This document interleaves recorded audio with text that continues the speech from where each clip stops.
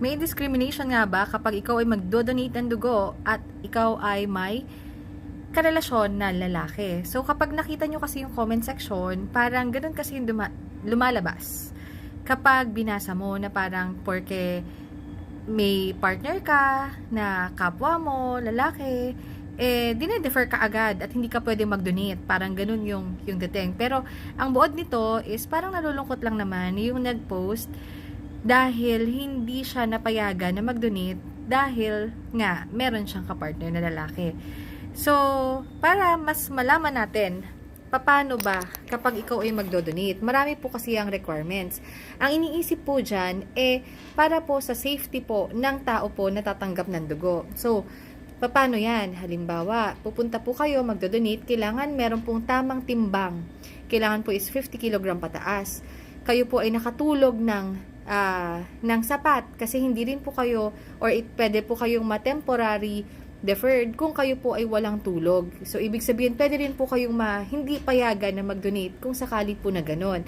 Ano pa, kung sakali po na mababa po ang inyong hemoglobin, kung kayo po ay nakainom ng alak within 24 hours, pwede pong hindi rin po kayo payagang mag-donate. So, hindi lang naman po dahil sabihin natin na merong kapartner na lalaki is hindi na po kayo kaagad papayagan.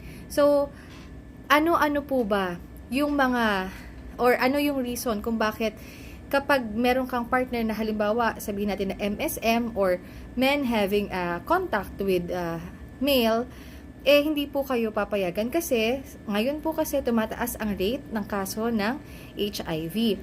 Pero nakikita rin po doon na mas mataas po ang pagtaas ng kaso sa mga tao or lalaki na nakikipagtalik sa kapwa lalaki. Kaya po, syempre, kapag po sinabi po ninyo na may partner po kayo, na lalaki din, tatanungin po dyan kung meron po kayong contact. Ngayon, kung meron po kayo contact, ibig sabihin may nangyayari po sa inyo, meron po silang time frame, kung 3 months ba, 6 months, or a year, pwede pong kayo po ay ma-temporary deferred. So, ibig sabihin, hindi po kayo papayagan. Ngayon, sa comment section kasi parang ang dating is dinidiscriminate sila, ganyan. Pero ang totoo po, pareho pong babae at lalaki, pwede rin pong matanggihan na mag-donate ng dugo.